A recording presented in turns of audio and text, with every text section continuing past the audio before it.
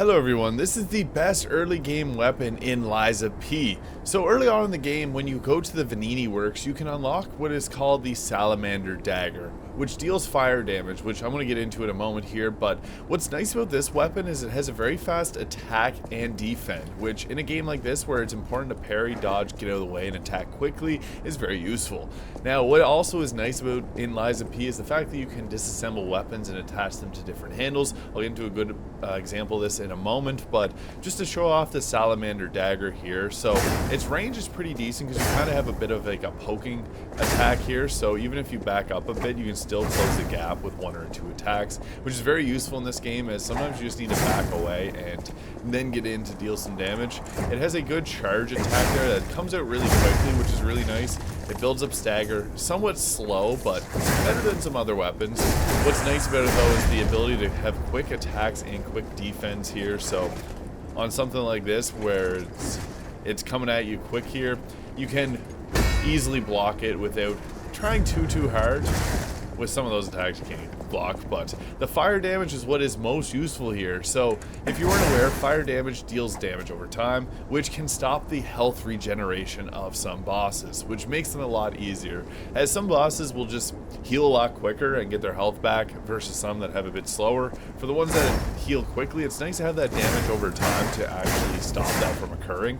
But this salamander dagger with its regular handle is not its best form, especially early on. So what I think is the best early game weapon is using the salamander dagger hand blade with the booster glaive handle. So what makes this really nice is the fact that it has a great ranged option here, so you can charge up your heavy attack, and if you're far away from a boss, you close the gap really quick. Not to mention it has fast attacks here too, so if you're looking to heal up that fire damage relatively quickly, you can get that going. It takes a few hits, but on bosses you're going to be attacking them often. I really think what's useful about this is that long range reach there. So you can get both of these before the King's Flame boss. So if you're doing King's Flame Fuoco, you probably want to use the electric baton against him, but everything else for carcass enemies, which a good majority of the game after you fight the King's Flame Fuoco deals fire, or is weak to fire damage, so all the carcass enemies.